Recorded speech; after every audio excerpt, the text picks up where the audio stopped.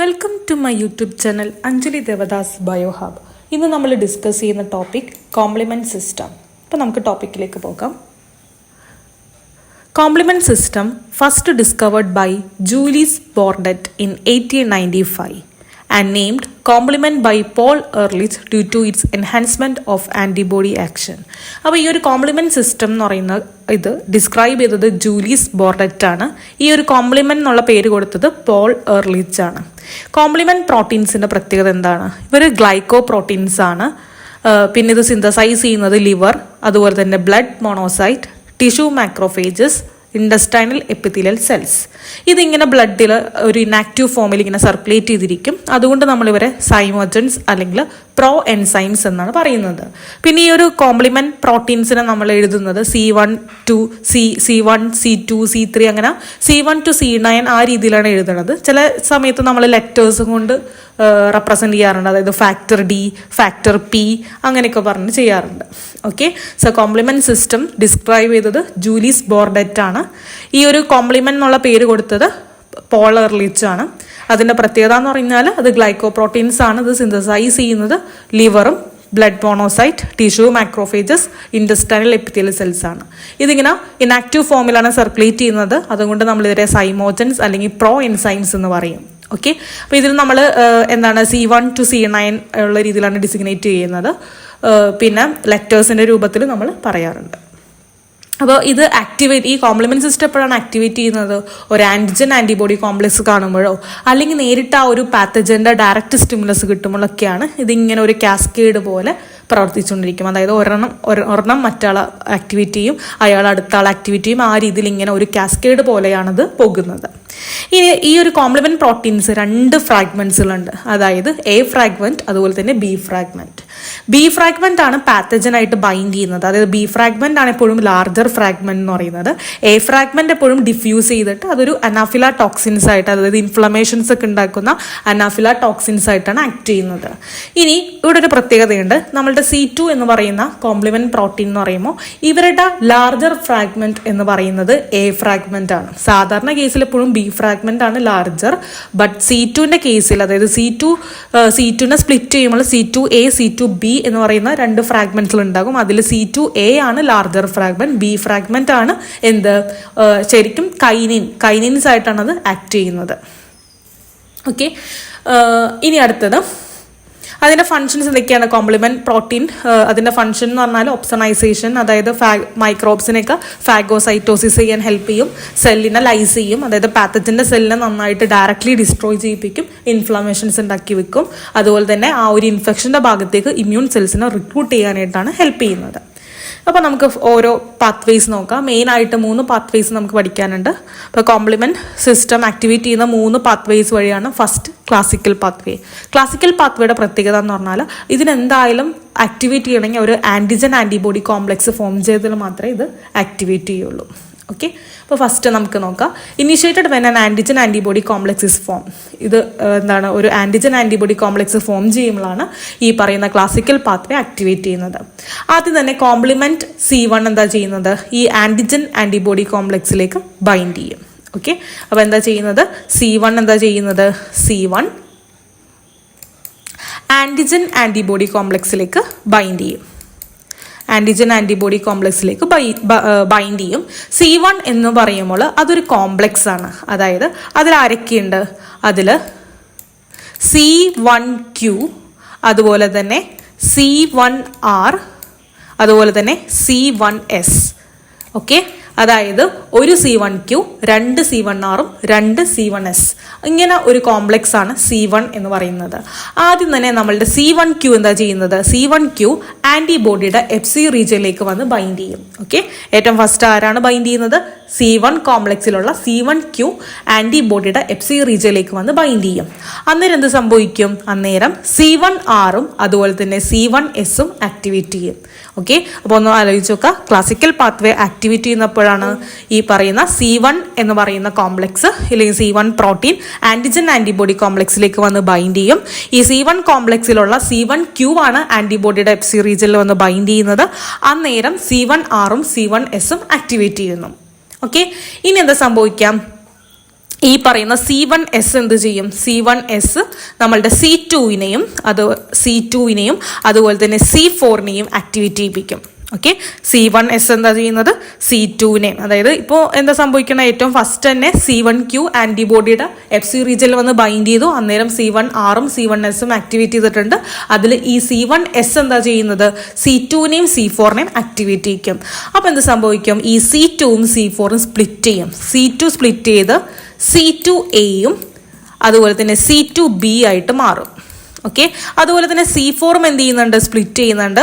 എങ്ങനെയാണ് സ്പ്ലിറ്റ് ചെയ്യുക? C4aയും അതുപോലെ തന്നെ C4b ആയിട്ട് മാറുന്നുണ്ട്. ഓക്കെ, ഇനി എന്താ സംഭവിക്കാം? ഇനി നമുക്കറിയാം ഈ C2വിൽ ഏതാണ് ലാർജർ ഫ്രാഗ്മെന്റ്? നമ്മൾ ഓൾറെഡി പറഞ്ഞു, C2വിൽ C2a ആണ് ലാർജർ ഫ്രാഗ്മെന്റ്. C4ലാണെങ്കിലോ C4b. സാധാരണ കേസിൽ എപ്പോഴും B ഫ്രാഗ്മെന്റ് ആണ് ലാർജർ ഫ്രാഗ്മെന്റ്. ഓക്കെ, അപ്പോൾ ഈ രണ്ട് ലാർജർ ഫ്രാഗ്മെന്റ്സ് ആണ് എപ്പോഴും പാത്തജനായിട്ട് ബൈൻഡ് ചെയ്യുന്നത്. അപ്പോൾ C2aയും C4bയും തമ്മിൽ എന്ത് ചെയ്യും? കമ്പൈൻ ചെയ്യും. അങ്ങനെ അവിടെ ഒരു കോംപ്ലക്സ് ഫോം ചെയ്യും. ആ കോംപ്ലക്സ് എന്ന് പറയുന്നത് C3 കൺവേർട്ടേഴ്സ് ആണ്. C3 കൺവേർട്ടേഴ്സ് എന്ന് പറയുന്ന ഒരു കോംപ്ലക്സ് ആണ് ഫോം ചെയ്യുന്നത്. ഈ C3 കൺവേർട്ടേഴ്സ് എന്ത് ചെയ്യും? നേരെ C3നെ സ്പ്ലിറ്റ് ചെയ്യിപ്പിക്കും. C3നെ സ്പ്ലിറ്റ് ചെയ്ത് C3aയും C3bയും ആക്കി മാറ്റും. ഓക്കെ, അതിൽ C3b എന്താ ചെയ്യുന്നത്? നേരെ എന്ത് ചെയ്യും? C5നെ C5 ആയിട്ട് ബൈൻഡ് ചെയ്യും. അതായത് C5നെ സ്പ്ലിറ്റ് ചെയ്യിക്കും. C5aയും C5b ആയിട്ട് മാറും. C5aയും C5b ആയിട്ട് മാറും. ഇനി ഈ C5b എന്താ ചെയ്യുന്നത്? C5bയുടെ കൂടെ കുറച്ച് ആൾക്കാർ കൂടി വരും. ആരൊക്കെയാണ്? C6, C7, C8, C9 ഇത്രയും ആൾക്കാരും കൂടി ചേർന്നാണ് MAC കോംപ്ലക്സ്, അതായത് മെംബ്രെയിൻ അറ്റാക്ക് കോംപ്ലക്സ് ഫോം ചെയ്യുന്നത്. ഇതാണ് classical pathway. Membrane attack complex form ചെയ്ത് കഴിഞ്ഞാൽ ആ ഒരു പാത്തജന്റെ സെല്ലിൽ കുറേ പോഴ്സുകളൊക്കെ ഉണ്ടാക്കി സെല്ലിലുള്ള കണ്ടൻസുകളൊക്കെ പുറത്തേക്ക് ഇട്ട് ആ ഒരു സെല്ലിന് ഡെത്ത് സംഭവിക്കും. സെല്ലൈസിസ്, അതായത് ഹോസ്റ്റ് സെല്ലിനെ നശിപ്പിച്ച് കളയും. ഓക്കെ, ഇതാണ് ക്ലാസിക്കൽ പാത്വേ. ഓക്കെ, എന്താ പറയുന്നത്? C1 കോംപ്ലക്സ് ആക്ടിവേറ്റ് ചെയ്യുന്നത് ഒരു ആന്റിജൻ ആന്റിബോഡി കോംപ്ലക്സ് ട്രിഗർ ചെയ്യുമ്പോഴാണ്. C1 കോംപ്ലക്സ് എന്ന് പറയുമ്പോൾ അതിൽ C1q, C1r, C1s ഇത്രയും അടങ്ങിയതാണ് C1 കോംപ്ലക്സ് എന്ന് പറയുന്നത്. ആദ്യം നമ്മളുടെ C1q ആന്റിബോഡിയുടെ FC റീജിയനായിട്ട് ബൈൻഡ് ചെയ്യും. അന്നേരം C1rഉം C1sഉം ആക്ടിവേറ്റ് ചെയ്യും. C1s ആക്ടിവേറ്റ് ചെയ്താൽ അത് നേരെ C2നെയും C4നെയും ആക്ടിവേറ്റ് ചെയ്യിക്കും. C2 സ്പ്ലിറ്റ് ചെയ്ത് C2aയും C2b ആവും. C4 സ്പ്ലിറ്റ് ചെയ്തിട്ട് C4aയും C4b ആക്കും. ഇവരുടെ larger fragments that is C2a and C4b combine ചെയ്ത് C3 കൺവേർട്ടേഴ്സ് ഫോം ചെയ്യും. C3 കൺവേർട്ടേഴ്സ് C3നെ C3aയും C3b ആക്കി മാറ്റും. C3b നേരെ C5 പോയി ബൈൻഡ് ചെയ്യും.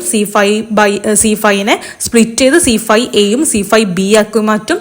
C5bയുടെ കൂടെ കുറെ ആൾക്കാർ C6, C7, C8, C9 ഒക്കെ ചേർന്ന് MAC കോംപ്ലക്സ് ഫോം ചെയ്യും. അങ്ങനെ സെല്ലൈസിസ് സംഭവിക്കും. ഇതാണ് ക്ലാസിക്കൽ പാത്വേ. ഓക്കെ അല്ലേ? ഇനി അടുത്തതാണ് ആൾട്ടർനേറ്റ് പാത്വേ. ആൾട്ടർനേറ്റ് പാത്വേ എന്ന് പറയുന്നത് ആന്റിബോഡി ഇൻഡിപെൻഡന്റ് ആണ്. This pathway operate without antibody and is part of innate immunity yielding the same product C5b as the classical pathway. അതായത് നമുക്ക് ഇവിടെ നോക്കാം. ഇവിടെ 4 പ്രോട്ടീൻസുകളാണുള്ളത്. C3, അതുപോലെ തന്നെ factor B, factor D, factor P. Factor Pനെയാണ് പ്രൊപ്പേർഡീൻ. ഓക്കെ, അപ്പോൾ എന്താണ് C3യുടെ കൂടെ വേറെ 3 ആൾക്കാരുണ്ട്, ഫാക്ടർ B, D, P. അപ്പോൾ നമുക്ക് ഫസ്റ്റ് നോക്കാം. ഇവിടെ ആദ്യം തന്നെ ആക്ടിവേറ്റഡ് വിത്തൗട്ട്, ഇവിടെ ആന്റിജൻ ആന്റിബോഡി കോംപ്ലക്സ് വേണമെന്നൊന്നുമില്ല. കാരണം നമ്മുടെ ക്ലാസിക്കൽ പാത്വേക്ക് മാത്രമേ ആന്റിജൻ ആന്റിബോഡി കോംപ്ലക്സ് ഉണ്ടെങ്കിൽ വർക്ക് ചെയ്യുള്ളൂ എന്നുള്ളൂ. ഇവിടെ ആൾട്ടർനേറ്റ് പാത്വേയിൽ അങ്ങനെയൊന്നുമില്ല. ഇവർക്ക് നേരെ ആ ഒരു പാത്തജനെ കണ്ടാൽ മതി. ഓക്കെ, അപ്പോൾ ഇവിടെ ഒരു പാത്തജൻ വരെയാണ്. സോ ഈ ഒരു പാത്തജൻ എന്താ ചെയ്യുന്നത്? പാത്തജൻ നേരെ C3നെ ആക്ടിവേറ്റ് ചെയ്യിക്കും. C3 എന്ത് ചെയ്യും? C3 സ്പ്ലിറ്റ് ചെയ്തിട്ട് C3aയും അതുപോലെ തന്നെ C3b ആയിട്ട് മാറും. C3bയുടെ കൂടെ കുറച്ച് ആൾക്കാർ, കുറച്ച് ഫാക്ടേഴ്സ് കൂടി ചേരും. ഏതൊക്കെയാണ്?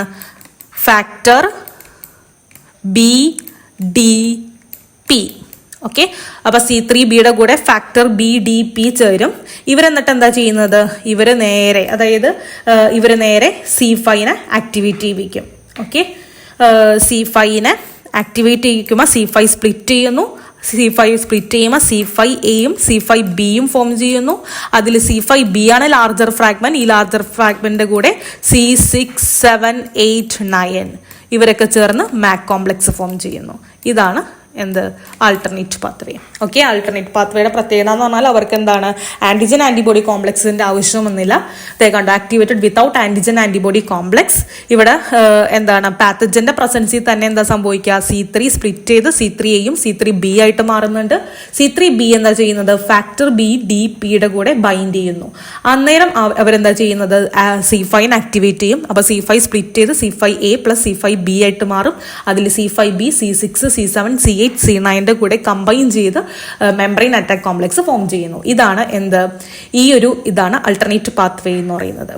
ഇനി ഏറ്റവും മൂന്നാമത്തെ പാത്വേ, ലാസ്റ്റ് പാത്വേ ആണ്, അതാണ് ലെക്റ്റിൻ പാത്വേ. ഇതും ആന്റിബോഡി ഇൻഡിപെൻഡന്റ് ആണ്. പിന്നെ ഇതിന് ക്ലാസിക്കൽ പാത്വേ ആയിട്ട് ചില സിമിലാരിറ്റീസ് കാണിക്കുന്നുണ്ട്. Okay, so lectin are protein that recognise and bind to sugar and this pathway is activated when mannose binding lectin bind to mannose residues on microbes. അതായത് മൈക്രോബ്സിന്റെ cell മെംബ്രെയിനിൽ കുറച്ച് mannose residues ഉണ്ട്. അതായത് പാത്തജന്റെ cell മെംബ്രെയിനിൽ കുറച്ച് mannose residues ഉണ്ട്. ഈ mannose റെസിഡ്യൂസിനോടാണ് ആദ്യം പോയി MBL ബൈൻഡ് ചെയ്യുന്നത്. MBL എന്ന് പറഞ്ഞാൽ മാനോസ് ബൈൻഡിങ് ലെക്റ്റിൻ. ഓക്കെ, അപ്പൊ MBL എവിടെ പോയി ബൈൻഡ് ചെയ്യും, പാത്തജന്റെ മാനോസിൽ പോയി ബൈൻഡ് ചെയ്യും. ഓക്കെ, അവിടെ വെച്ചിട്ടാണ് ഇത് സ്റ്റാർട്ട് ചെയ്യുന്നത്. അപ്പൊ നമുക്ക് നോക്കാം, ഇതൊരു ആന്റിബോഡി ഇൻഡിപെൻഡന്റ് ആണ്, activated by pathogen membrane containing mannose. അപ്പൊ മാനോസ് അടങ്ങുന്ന പാത്തജൻ മെംബ്രെയിനെ കാണുമ്പോഴാണ് ഇത് ആക്ടിവേറ്റ് ചെയ്യുന്നത്. അപ്പൊ നമുക്ക് ഫസ്റ്റ് നോക്കാം. ആദ്യം തന്നെ MBL എന്താ ചെയ്യുന്നത്, MBL നേരെ പോയി പാത്തജന്റെ മാനോസിൽ വന്ന് ബൈൻഡ് ചെയ്യും. ഓക്കെ, മാനോസിലേക്ക് വന്ന് ബൈൻഡ് ചെയ്യും. അന്നേരം എന്താ സംഭവിക്കുക, ഈ ഒരു MBLന്റെ കൂടെ കുറെ ആൾക്കാരും കൂടെ അസോസിയേറ്റ് ചെയ്യും. അതായത് MBLന്റെ കൂടെ MBL അസോസിയേറ്റഡ് പ്രോട്ടിയേസസുകൾ ആഡ് ചെയ്യും. MBL അസോസിയേറ്റഡ് പ്രോട്ടിയേസ് ആണ് MASP1 ആൻഡ് MASP2. ഓക്കെ, അപ്പൊ എന്താണ്, MBL ആയി തന്നെ മാനോസിൽ പോയി ബൈൻഡ് ചെയ്യും. അതിന്റെ കൂടെ കുറച്ച് ആൾക്കാരും കൂടി കൂടിച്ചേരും. ആ ആൾക്കാരാണ് MASP1 അതുപോലെ തന്നെ MASP2. Okay, MASP1 and MASP2 ഇവർ MBLന്റെ കൂടെ ബൈൻഡ് ചെയ്യും. ഈ ഒരു കോംപ്ലക്സ്, അതായത് MBLന്റെ കൂടെ MASP1 MASP2 എന്ന് പറയുന്നത് നമ്മളുടെ C1 കോംപ്ലക്സിനോട് സിമിലർ ആണ്. C1 കോംപ്ലക്സ് നമ്മൾ ഏറ്റവും ഫസ്റ്റ് ക്ലാസിക്കൽ പാത്വേയിൽ പറഞ്ഞായിരുന്നു. C1 കോംപ്ലക്സ് എന്ന് പറഞ്ഞാൽ അതിൽ ആരൊക്കെയുണ്ട്, അതിൽ C1Q C1R C1S ഇങ്ങനെ ഇത്രയും അടങ്ങുന്ന ഒരു കോംപ്ലക്സ് ആണ് നമ്മൾ ഫസ്റ്റ് ക്ലാസിക്കൽ പാത്വേയിൽ പറഞ്ഞായിരുന്നു. അതേ കോംപ്ലക്സിനോട് പോലെ തന്നെ സിമിലാരിറ്റി ആയിട്ടുള്ള ഒരു കോംപ്ലക്സ് ആണ് ഈ പറയുന്ന MBL MASP1 MASP2 എന്ന് പറയുന്ന ഈ ഒരു കോംപ്ലക്സ്. ഓക്കെ, ബാക്കി കഥകളൊക്കെ പഴയതുപോലെ തന്നെ. അതായത് ഇപ്പോൾ ഇതൊരു സിമിലാരിറ്റി, അതായത് C1 പോലെ തന്നെയായിരുന്നു. നമുക്ക് ഓർമ്മയില്ലേ, ഇതിൽ ഫസ്റ്റ് ക്ലാസിക്കൽ പാത്വേയിൽ C1Q വന്ന ആന്റിബോഡിയുടെ FC റീജിയനിൽ വന്ന് ബൈൻഡ് ചെയ്യുമ്പോൾ C1R C1S ആക്ടിവേറ്റ് ചെയ്യുന്നു. അന്നേരം C1S എന്താ ചെയ്യുന്നത്, C2 അതുപോലെ തന്നെ C4 ക്ലീവ് ചെയ്യുന്നു എന്നാണ് നമ്മൾ ക്ലാസിക്കൽ പാത്വേയിൽ പറഞ്ഞത്. സോ ഇവിടെയും അതുപോലെ തന്നെ എന്താ സംഭവിക്കുക, ഈ ഒരു MASP1 MASP2 MBL എന്ന് പറയുന്നത് C1 കോംപ്ലക്സിനോട് സിമിലർ ആണ്. ഇവർ നേരെ പോയി C2 C4 ക്ലീവ് ചെയ്യുന്നു. കണ്ടോ, ഇവർ നേരെ എന്താ ചെയ്യുന്നത്, C2 C4 ക്ലീവ് ചെയ്യുന്നു. അപ്പോൾ C2 ക്ലീവ് ചെയ്യുമ്പോൾ C2A ആകും, C2B ആകും. C4 ക്ലീവ് ചെയ്യുമ്പോൾ എന്താണ്, C4A ആകും, C4B ആകും. പിന്നെ ഞാൻ ഓൾറെഡി പറഞ്ഞായിരുന്നു C2ന്റെ ലാർജർ ഫ്രാഗ്മെന്റ് C2A ആണ്, C4ന്റെ ലാർജർ ഫ്രാഗ്മെന്റ് C4B ആണ്. ഇവർ തമ്മിൽ കമ്പൈൻ ചെയ്ത് C3 കൺവേർട്ടേഴ്സ് ഫോം ചെയ്യുന്നു. C3 കൺവേർട്ടേഴ്സ് എന്താ ചെയ്യുന്നത്, C3നെ സ്പ്ലിറ്റ് ചെയ്ത് C3A C3B ആക്കുന്നു. C3A C3B ആക്കുന്നു. അതിൽ C3B നേരെ പോയി C5 ആക്ടിവേറ്റ് ചെയ്യുന്നു. C5 സ്പ്ലിറ്റ് ചെയ്തു C5A അതുപോലെ തന്നെ C5B ആയിട്ട് മാറുന്നു. ഈ C5B എന്താ ചെയ്യുന്നത്, C5Bയുടെ കൂടെ C6 7 8 9 ചേർന്ന് MAC കോംപ്ലക്സ് ഫോം ചെയ്യുന്നു. ഇതാണ് ലെക്റ്റിൻ പാത്വേ എന്ന് പറയുന്നത്. ഓക്കെ, അതായത് ഈ ഒരു മുകളിലത്തെ ഭാഗം മാത്രം കുറച്ച് ഡിഫറൻസ് ഉള്ളൂ, ബാക്കിയെല്ലാം ക്ലാസിക്കൽ പാത്വേയുടെ പോലെ തന്നെയാണ് പോയിക്കൊണ്ടിരിക്കുന്നത്. ഓക്കെ, അപ്പോൾ അതായത് നോക്കിക്കേ, mannose binding lectin attach to mannose residues on the pathogen. MBL associated പ്രോട്ടീൻസിലാണ് MASP1 ആൻഡ് MASP2. ഇവർ MBL ആയിട്ട് ബൈൻഡ് ചെയ്യും. അന്നേരം which show a functioning similarity to C1 complex in the classical pathway. എന്നിട്ട് എന്താ ചെയ്യുന്നത്, ഈ MASP Clive C4 and C2 അന്നേരം എന്താണ് കോംപ്ലക്സിന് ക്ലീവ് ചെയ്യുന്നു. അപ്പോൾ അവർ എന്താണ് C3 കൺവേർട്ടേഴ്സ് ആണ്. ഈ ഒരു കോംപ്ലക്സ് എന്ന് വെച്ചാൽ C3 കൺവേർട്ടേഴ്സ് ആണ്. C3 കൺവേർട്ടേഴ്സ് ഫോം ചെയ്യും. C3 കൺവേർട്ടേഴ്സ് C3നെ C3A C3B ആക്കി മാറ്റുന്നു. C3B നേരെ പോയി എന്താ ചെയ്യുന്നത്, C5നെ ക്ലീവ് ചെയ്ത് C5A C5B ആക്കുന്നു. C5Bയുടെ കൂടെ C6 C7 C8 C9 ചേർന്ന് മാക് കോംപ്ലക്സ് ഫോം ചെയ്തു, പാത്തജനെ കൊന്നു കളയുന്നു. ഇതാണ് എന്ത് നമ്മുടെ ലെക്റ്റിൻ പാത്വേ. ഓക്കെ, ഇത്ര ഓക്കെ അല്ലേ? ഇനി അടുത്തത് proteolytic components released by complement system. Anaphylatoxins എന്ന് വെച്ചാൽ നമ്മൾ ഓൾറെഡി പറഞ്ഞു, 2 ഫ്രാഗ്മെന്റ്സ് ഉണ്ട്. കോംപ്ലിമെന്റ് പ്രോട്ടീൻസ് സ്പ്ലിറ്റ് ചെയ്യുമ്പോൾ ലാർജർ ഫ്രാഗ്മെന്റും സ്മോളർ ഫ്രാഗ്മെന്റ്സ് കിട്ടും. അതിൽ സ്മോളർ ഫ്രാഗ്മെന്റ്സിനെയാണ് അനാഫിലാടോക്സിൻസ് എന്ന് പറയുന്നത്. ഇവരെന്താ ചെയ്യുന്നത്? ഇവർ നേരെ ചെന്ന് മാസ്റ്റർ സെൽസിൽ ചെന്ന് ഹിസ്റ്റമിൻ റിലീസ് ചെയ്യിക്കാനായിട്ട് ഇൻഡ്യൂസ് ചെയ്യിക്കുന്ന ആൾക്കാരാണ്. അങ്ങനെ ഇൻഫ്ലമേഷന് വഴിയൊരുക്കും. Okay, so C4A, C3A, C5A ഇതൊക്കെ അനാഫിലാടോക്സിൻസ് ആണ്. പക്ഷേ ഈ C2B എന്ന് പറയുന്നത് ഒരു കൈനിൻ ആയിട്ടാണ് ആക്ട് ചെയ്യുന്നത്. ഓക്കെ, ഇതൊരു കൈനിൻ ആയിട്ടാണ് C2B ആക്ട് ചെയ്യുന്നത്. ഇനി അടുത്തത് നമുക്ക് പഠിക്കാനുള്ളത് membrane attack complex. Membrane attack complex എന്ന് പറഞ്ഞാൽ also referred to as terminal complement complex consist of protein that form on the surface of pathogen cell membrane when the complement system is activated and it acts as a significant weapon of immune system. അതായത് നമ്മൾ ഇത്രയും pathway പറഞ്ഞപ്പോൾ ഏറ്റവും last membrane attack complex form ചെയ്തു എന്ന് പറഞ്ഞു. ഇതെന്താ സംഭവം? ഈ ഒരു മെംബ്രെയിൻ അറ്റാക്ക് കോംപ്ലക്സ് ഫോം ചെയ്യുമ്പോഴാണ് ശരിക്കും ആ ഒരു പാത്തജൻ നശിഞ്ഞു പോകുന്നത്. അതെങ്ങനെയാണ് നോക്കാം. When activated, MAC protein assemble on the infected cell surface forming pores in the cell membrane. അതായത് ഇവരിങ്ങനെ കുറേ പ്രോട്ടീൻസുകൾ കൂടി ഇങ്ങനെ കൂടിച്ചേരുമ്പോൾ എന്താ സംഭവിക്കുക? ഈ പാത്തജൻ്റെ സെൽ സർഫസിൽ കുറേ ഹോൾസുകൾ ഉണ്ടാക്കി വെക്കും. And these pores disturb the membrane integrity leading to cell lysis and death. അപ്പോൾ ഇങ്ങനെ കുറേ ഹോൾസുകൾ ഉണ്ടാക്കി വെക്കുമ്പോൾ സെല്ല് പൊട്ടി അത് സെല്ല് ഡെത്തായി പോകും. അങ്ങനെയാണ് ഹോസ്റ്റ് മരിച്ചു പോകുന്നത്. ഓക്കെ, സോ ഇതാണ് മെംബ്രെയിൻ അറ്റാക്ക് കോംപ്ലക്സ് ചെയ്യുന്നത്. അപ്പോൾ ഈ ഒരു ഫിഗർ നിങ്ങൾ നോക്കിക്കേ. ഈ ഒരു ഫിഗർ കണ്ടോ? കണ്ടോ? ഏറ്റവും ഫസ്റ്റ് എന്താ ചെയ്യുന്നത്? C5Bയുടെ കൂടെ C6 കൂടി ചേർന്ന് C5B C6 കോംപ്ലക്സ് ഫോം ചെയ്യുന്നു. ദേ കണ്ടോ? C5B. ഇത് ഏതാണെന്ന് മനസ്സിലായോ? C5B അതായത് നമ്മൾ ഏറ്റവും ലാസ്റ്റ് പറയൂലേ, C5Bയുടെ കൂടെ C6, C7, C8, C9 ഒക്കെ ചേർന്ന് മാക് കോംപ്ലക്സ് ഫോം ചെയ്തു എന്ന് നമ്മൾ സിമ്പിളായിട്ട് പറയില്ല. അതൊന്ന് കുറച്ച് വിശദീകരിച്ച് ഇവർ പറയണതാണ്. ഇതേ നോക്കിക്കേ, C5B കൂടെ C6 കൂടി ബൈൻഡ് ചെയ്യുമ്പോൾ C5B C6 കോംപ്ലക്സ് ഫോം ചെയ്യും. അന്നേരം C7ഉം C8ഉം ഇവരുടെ കൂടെ ജോയിൻ ചെയ്യുന്നു. അത് കഴിഞ്ഞിട്ട് C9ഉം കൂടി ചേർന്ന് എന്ത് ചെയ്യും? ഇതുപോലെ എന്താണ് ഒരു ഹോള് പോലെ ഫോം ചെയ്യും. അതായത് ഇത് നമ്മളുടെ പാത്തജന്റെ സെല്ലാണ്. പാത്തജന്റെ സെല്ലിൽ ഇങ്ങനെ ഒരു പോൾസ് ഫോം ചെയ്യും. ഓക്കെ, അപ്പോൾ അതേ നോക്കിക്കേ, C5B first bind to C6 creating C5B C6 complex. അത് കഴിഞ്ഞ് C7 C8 ഇവരുടെ കോംപ്ലക്സിലേക്ക് ജോയിൻ ചെയ്യും. പിന്നെ C9 മോളിക്യൂൾസ് ആഡ് ചെയ്യും. അങ്ങനെ ഇവരൊരു റിംഗ് ലൈക്ക് പോർ ആ ഒരു എന്താണ് ഹോസ്റ്റൽ ആ ഒരു പാത്തജന്റെ മെമ്പറിലേക്ക് ഫോം ചെയ്യും. ഓക്കെ, അങ്ങനെ ഈ പോർസ് ഡാമേജ് ചെയ്യും. അങ്ങനെ സെൽ ഡെത്ത് സംഭവിക്കും. ഇതാണ് ഇവിടെ നടക്കുന്നത്. സിമ്പിളായിട്ട് പറഞ്ഞാൽ ഈ മൊത്തം പ്രോട്ടീൻസ്, അതായത് ഈ കോംപ്ലിമെന്റ് പ്രോട്ടീൻസ് ഇങ്ങനെ ഇതിന് ചുറ്റും വരുമ്പോൾ എന്താ സംഭവിക്കുക? അവിടെ കുറേ തുളകൾ ഫോം ചെയ്യും. ആ ഒരു പോൾസ് കാരണം ആ ഒരു സെല്ലിലുള്ള സാധനങ്ങളൊക്കെ പുറത്തേക്ക് പോകുന്ന ആ സെല്ല് ഡെത്ത് സംഭവിക്കും. സെൽ ലൈസ് ചെയ്ത് സെൽ ഡെത്ത് സംഭവിക്കും. ഓക്കെ, ഈ തുളകൾ എവിടെ ഫോം ചെയ്യിക്കുന്നത്? പാത്തജന്റെ മുകളിലാണ്. ഓക്കെ, അതാണ് മാക് കോംപ്ലക്സ് എന്ന്